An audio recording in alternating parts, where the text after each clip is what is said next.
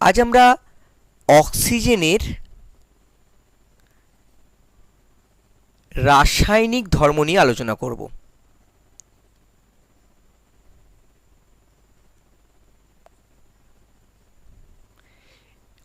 এই রাসায়নিক ধর্ম বোঝার আগে চলো দেখে নেওয়া যাক O2 আর O3-র মধ্যে কি কোনো পার্থক্য রয়েছে। দেখো, ও বলতে বোঝায় অক্সিজেনের একটি পরমাণু। কিন্তু মনে রাখতে হবে তোমাদেরকে যে কতগুলি গ্যাস বাদ দিলে, যেমন হিলিয়াম, নিয়ন, আর্গন, ক্রিপ্টন, জেনন, এই কয়েকটা গ্যাস যাদেরকে নিষ্ক্রিয় গ্যাস বলে, এদের বাদ দিয়ে বেশিরভাগ গ্যাসই কিন্তু আণবিক রূপে থাকে, অর্থাৎ অণুরূপে অবস্থান করে। তাহলে আমাদের বায়ুমণ্ডলে যে অক্সিজেন আছে সেটা কিন্তু অণুরূপে। তাহলে এটা একটা অক্সিজেনের অণু। এ প্রসঙ্গে আরেকটা কথাও জেনে রাখা দরকার যে অক্সিজেনের আরেকটি রূপভেদ O3। তোমরা ভূগোলে পড়ে থাকতে পারো যে আমাদের বায়ুমণ্ডলের যে স্ট্র্যাটোস্ফিয়ার রয়েছে সেখানে ওজোন মণ্ডলে কিছু পরিমাণেই ওজোন গ্যাস বর্তমান, যা কি করে আমাদের সূর্য থেকে আসা যে অতিবেগুনি রশ্মি, যা আমাদের শরীরের পক্ষে খুবই ক্ষতিকারক, সেই অতিবেগুনি রশ্মির হাত থেকে আমাদেরকে রক্ষা করে। তাহলে এই O3-র নাম হলো ওজোন। আমাদের বায়ুমণ্ডলে অর্থাৎ ট্রপোস্ফিয়ারে যেখানে আমরা বসবাস করি সেখানে কিন্তু O2 রূপে থাকে, এবং আমাদের শ্বাসকার্যের সময় আমরা প্রশ্বাস যখন নিই তখন কিন্তু এই O2-কেই আমরা গ্রহণ করি।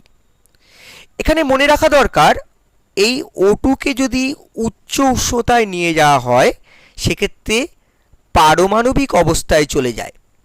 এই পারমাণবিক অবস্থায় চলে গেলে অক্সিজেন কিন্তু অনেক বেশি সক্রিয় অবস্থায় চলে যায়, অর্থাৎ তার বিক্রিয়া করার প্রবণতাও অনেক বৃদ্ধি পায়। এরপর যেটা তোমাদের জেনে রাখা দরকার যে যে কোনো মৌল বা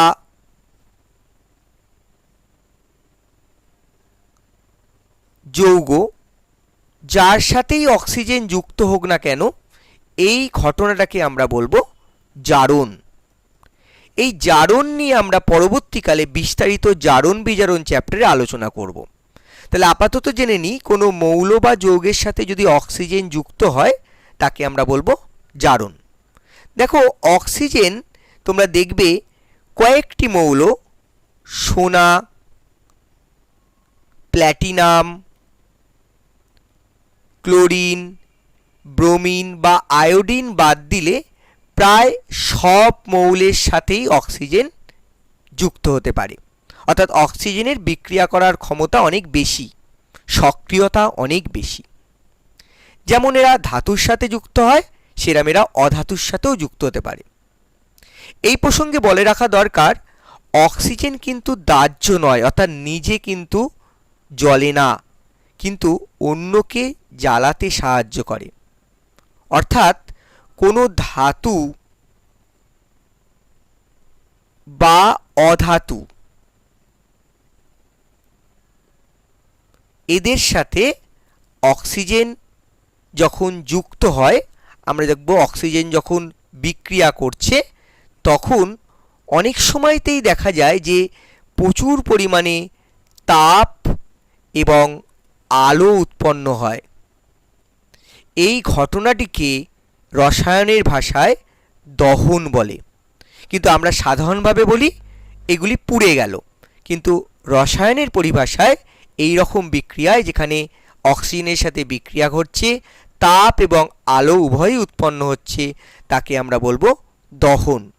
প্রকৃতপক্ষে এক্ষেত্রে এই ধাতু বা অধাতু এই পদার্থগুলি হলো দাহ্য পদার্থ।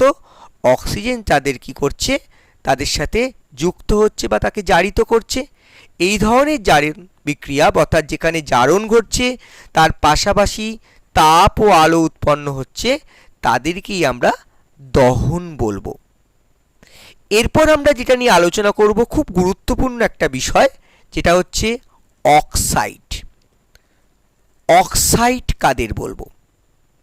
দেখো, তোমাদের মনে রাখতে হবে খুব গুরুত্বপূর্ণ একটা কথা, যে কোনো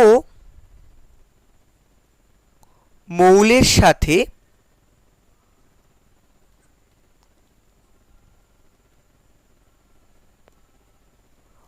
অক্সিজেন যুক্ত হয়ে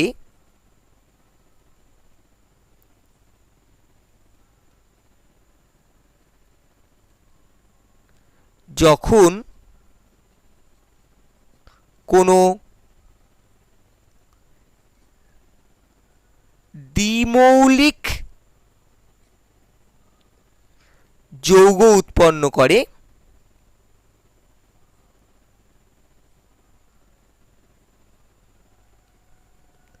তাকে অক্সাইড বলে।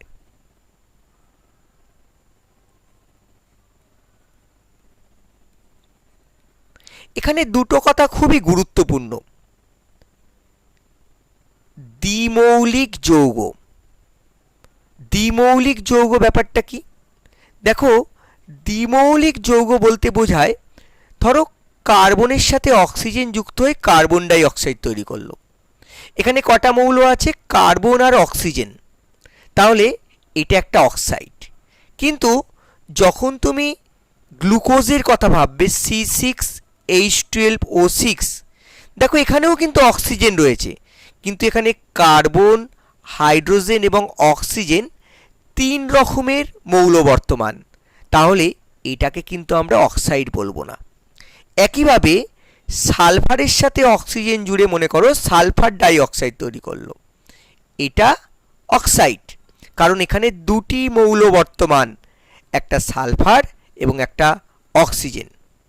এখানে আমরা যদি H2SO4 এর কথা বলি, দেখো এখানে 3 রকমের মৌল রয়েছে, হাইড্রোজেন, সালফার এবং অক্সিজেন। এটি কিন্তু অক্সাইড নয়। তাহলে এই কথাটা খুবই গুরুত্বপূর্ণ। অক্সিজেন এবং কোনো মৌল যখন যুক্ত হবে এবং দ্বিমৌলিক যৌগ উৎপন্ন করবে, তাদেরকে আমরা অক্সাইড বলবো। এবার আমরা এই অক্সাইডের প্রকারভেদগুলো একটু জেনে নিই। দেখো, প্রথমেই আমরা যেটা নিয়ে আলোচনা করব সেটা হচ্ছে আম্লিক অক্সাইড। আম্লিক মানে অ্যাসিড বা অম্লর সাথে কোনো সম্পর্ক রয়েছে। মনে রাখতে হবে, অক্সিজেন যখন কোনো অধাতু, যেমন কার্বন, যেমন সালফার, যেমন নাইট্রোজেন, ফসফরাস, এদের সাথে বিক্রিয়া করে, তখন এই আম্লিক অক্সাইড তৈরি হয়। উদাহরণ হিসাবে আমরা কার্বন এবং অক্সিজেনের বিক্রিয়া লিখছি। কি তৈরি হলো? Carbon die oxide. আবার ধরো আমরা যদি সালফারের সাথে অক্সিজেনের বিক্রিয়াটি লিখি, তাহলে তৈরি হবে সালফার অক্সাইড বা সালফারেট ডাই অক্সাইড। এখানে দেখো, কার্বন এবং সালফার উভয়ই হলো অধাতু। এই অধাতুরগুলোর সাথে বিক্রিয়া করে যে অক্সাইডগুলো তৈরি করছে, তাদের সাথে যদি তুমি আবার জলের বিক্রিয়া করো, দেখতে পাবে প্রথম ক্ষেত্রে হবে H2CO3 কার্বনিক অ্যাসিড, এবং পরেরটার ক্ষেত্রে পাবে তুমি H2SO3 সালফিউরাস অ্যাসিড। এরা কিন্তু দুজনে বাবা অ্যাসিড। তাহলে আমরা মনে রাখব, অধাতুরগুলি যখন অক্সিজেনের সাথে বিক্রিয়া করে তখন কি তৈরি করে? আম্লিক অক্সাইড তৈরি করে। তাহলে কার্বন ডাই অক্সাইড এবং সালফার ডাই অক্সাইড আম্লিক অক্সাইড, যারা পরে জলের সাথে বিক্রিয়া করে কি তৈরি করছে? যথাক্রমে কার্বনিক অ্যাসিড এবং সালফিউরাস অ্যাসিড। দেখো, এগুলিকে যদি তুমি এই কার্বনিক অ্যাসিড বা সালফিউরাস অ্যাসিডের মধ্যে তুমি সামান্য পরিমাণ কোনো রকম নির্দেশক দাও, নির্দেশক কি? যা অ্যাসিড বা ক্ষারকে চিনতে সাহায্য করে। যেমন ধরো লিডমাস কাগজ, যদি তুমি এখানে নীল লিডমাস দাও, দেখবে লাল হয়ে যাবে। এছাড়াও তোমরা পরবর্তীকালে পড়বে এইগুলি থেকে H+ আয়ন উৎপন্ন হতে পারে। তাহলে আমরা কি শিখলাম?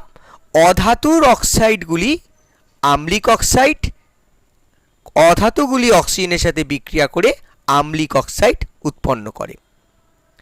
এবার আমরা দেখব ক্ষারকীয় অক্সাইড। ক্ষারকীয় অক্সাইড কারা? অর্থাৎ এটা ক্ষারের সাথে সম্পর্কিত। সাবান বা ডিটারজেন্ট এই জাতীয় তোমরা জিনিসগুলোতে ক্ষার বা ক্ষারকীয় ব্যাপারটা পেয়ে থাকো। এখন চলো আমরা উদাহরণ হিসাবে নেব সোডিয়াম। এই সোডিয়াম হলো একটা ধাতু, বা ক্যালসিয়াম এও একটা ধাতু। তাহলে মনে রাখবে ধাতুগুলিকে যখন অক্সিজেনের সাথে বিক্রিয়া করানো হয় তখন সাধারণত ক্ষারকীয় অক্সাইড উৎপন্ন হয়। চলো দেখে নিই বিক্রিয়াটায় কি হচ্ছে। সোডিয়াম অক্সাইড আমরা একটু ব্যালেন্স করে নিই। আর এখানে কি পাচ্ছ? Calcium oxide. তাহলে তোমরা খেয়াল করো এখানে যে অক্সাইডগুলো পেলে এগুলির সাথে যদি আমরা আবার জলের বিক্রিয়া করাই কি হবে চলো দেখে নিই। যদি এদের সাথে জলের বিক্রিয়া করো তোমরা দেখতে পাবে যে এর ক্ষেত্রে অর্থাৎ যখন Na2O আছে সেখানে তুমি সোডিয়াম হাইড্রোক্সাইড পাবে। কিভাবে? Sodium hydroxide. আর যদি তুমি এর সাথে জলের বিক্রিয়া করো অর্থাৎ আমরা যদি CaOর সাথে জলের বিক্রিয়া করি তাহলে পাবো ক্যালসিয়াম হাইড্রোক্সাইড। তাহলে খেয়াল করো বিষয়টা খুবই গুরুত্বপূর্ণ। এগুলি হচ্ছে ক্ষার, কারণ এগুলোর মধ্যে যদি তুমি একটা লাল লিটমাস দাও দেখবে সাথে সাথে নীল হয়ে গেল। এছাড়াও পরবর্তীকালে পড়বে এইগুলি থেকে OH বা হাইড্রক্সিল আয়ন উৎপন্ন হয়, ফলে এরা ক্ষারকীয়। তাহলে আমরা কি শিখলাম? ধাতু থেকে যে অক্সাইডগুলি পাবো সেগুলি হলো ক্ষারকীয় অক্সাইড। এবার আমরা দেখব আরও কিছু বিশেষ ধরনের অক্সাইড। যেমন আমি দুটো মৌল লিখছি, জিঙ্ক এবং অ্যালুমিনিয়াম। এরা যদি অক্সিজেনের সাথে বিক্রিয়া করে কি হবে? দেখো জিঙ্কের ক্ষেত্রে তুমি পাবে জিঙ্ক অক্সাইড। আর যদি তুমি অ্যালুমিনিয়ামের সাথে অক্সিজেনের বিক্রিয়া করো তাহলে কি পাবে? তাহলে পাবে অ্যালুমিনিয়াম অক্সাইড। চলো একটু ব্যালেন্স করে নেওয়া যাক। বিক্রিয়াগুলো কিভাবে ব্যালেন্স করব আমরা চলো দেখি। আমরা যদি ব্যালেন্স করি বাবা, দেখো এটা হবে। এখানে একটা মজার ব্যাপার, এই যে অক্সাইডগুলো হলো এদের মধ্যে একটা অদ্ভুত আচরণ দেখা যায়। কি আচরণ দেখা যায়? যদি তুমি জিঙ্ক অক্সাইডের সাথে অ্যাসিডের বিক্রিয়া করো, ধরো হাইড্রোক্লোরিক অ্যাসিডের বিক্রিয়া করাচ্ছ, কি পাওয়া যাবে? পাওয়া যাবে তুমি জিঙ্ক ক্লোরাইড পাবে আর পাবে জল। অর্থাৎ অ্যাসিডের সাথে অক্সাইডটা বিক্রিয়া করছে।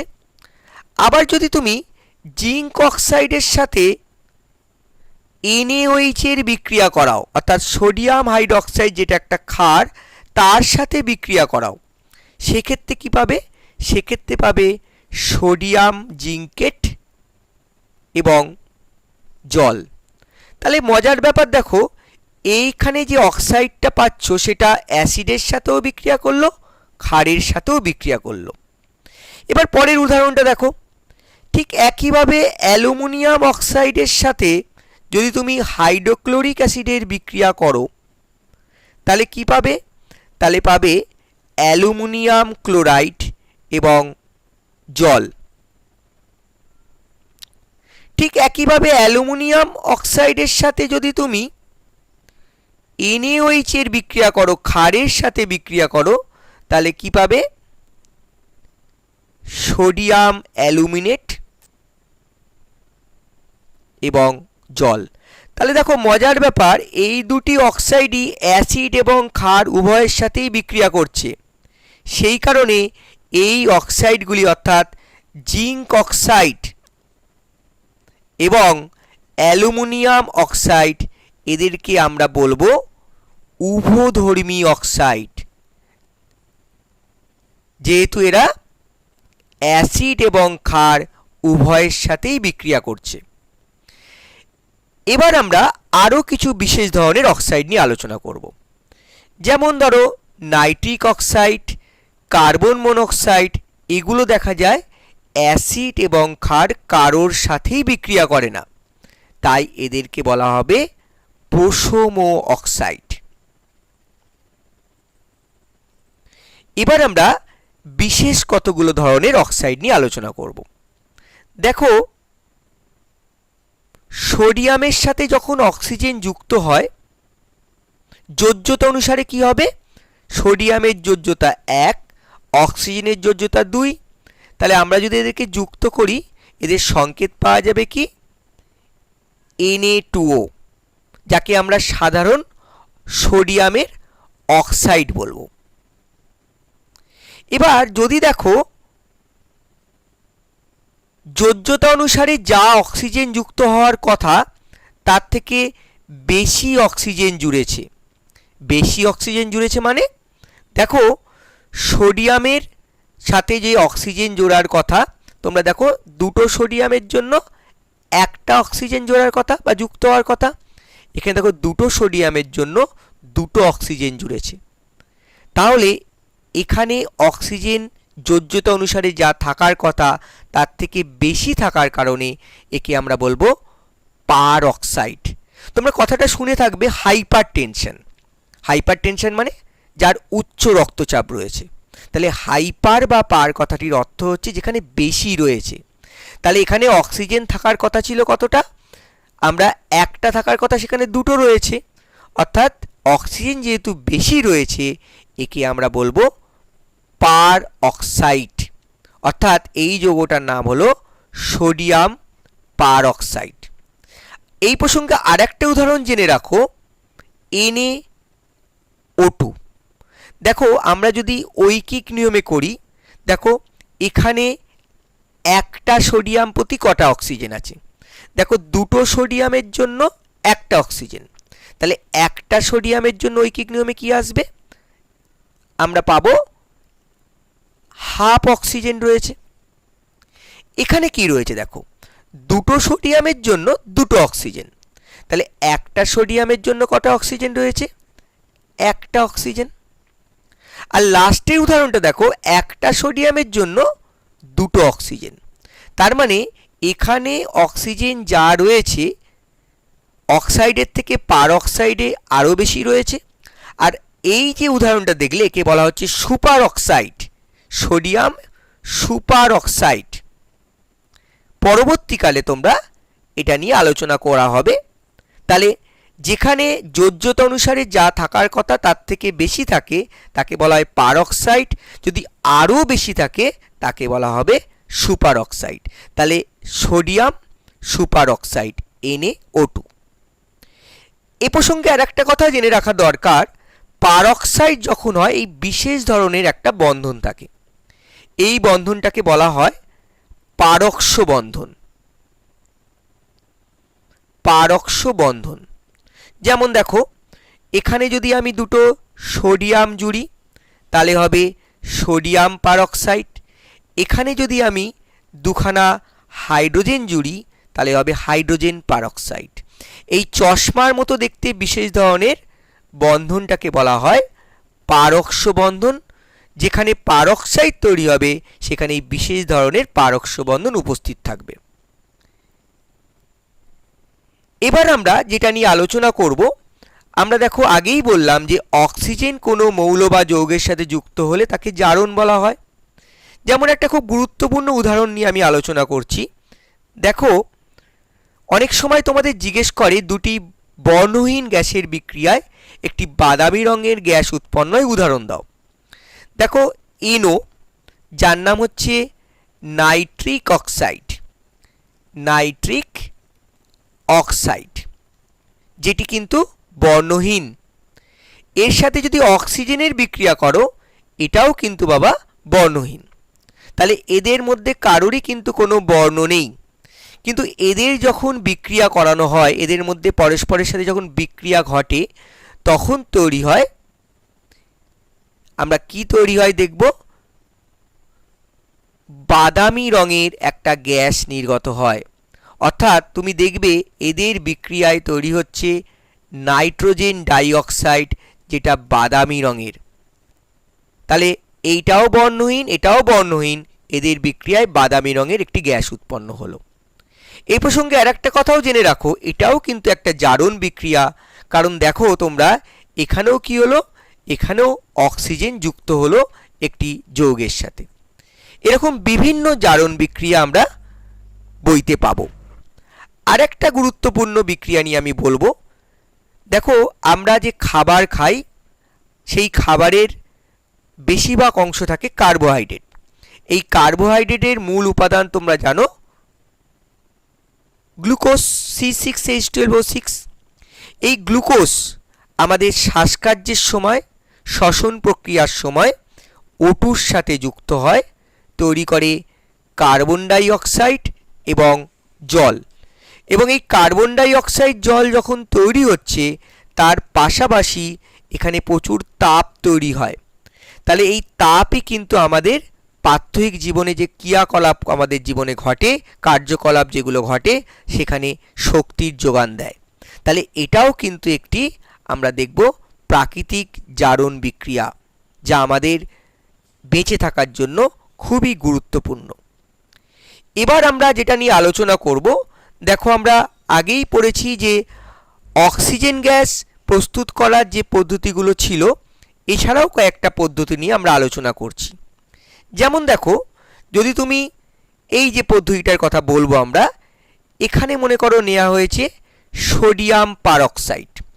এবার ওপর থেকে যখন আমি বিন্দু বিন্দুভাবে এর মধ্যে জল দেব, তখন দেখতে পাবে সাধারণ উষ্ণতায় অক্সিজেন গ্যাস তৈরি হবে।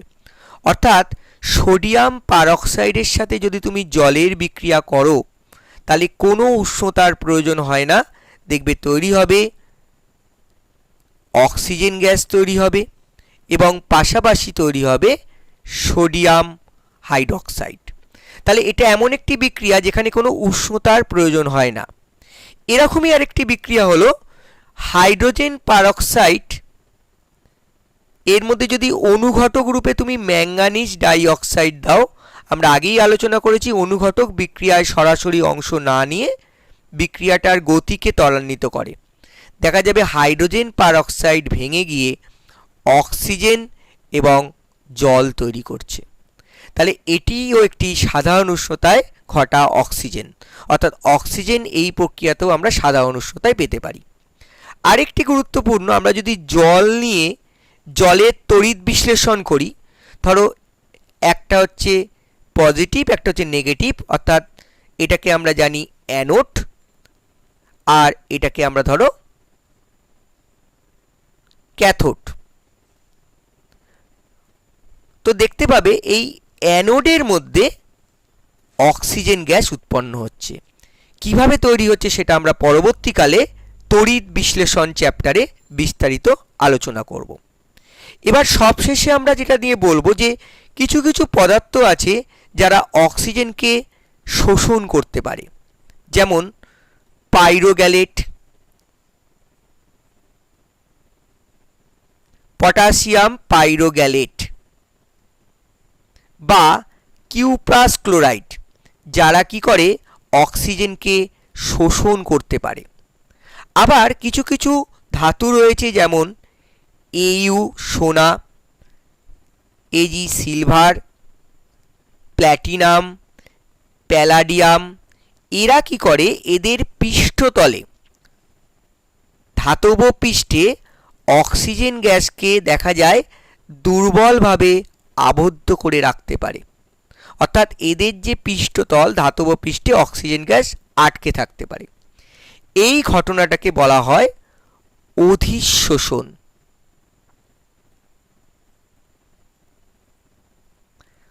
এক্ষেত্রে মনে রাখতে হবে, আমি যদি একটু তাপ প্রয়োগ করি, উষ্ণতা বাড়ালে এই অক্সিজেনগুলো কিন্তু আবার ওই ধাতব পৃষ্ঠ ছেড়ে বাইরে বেরিয়ে আসে।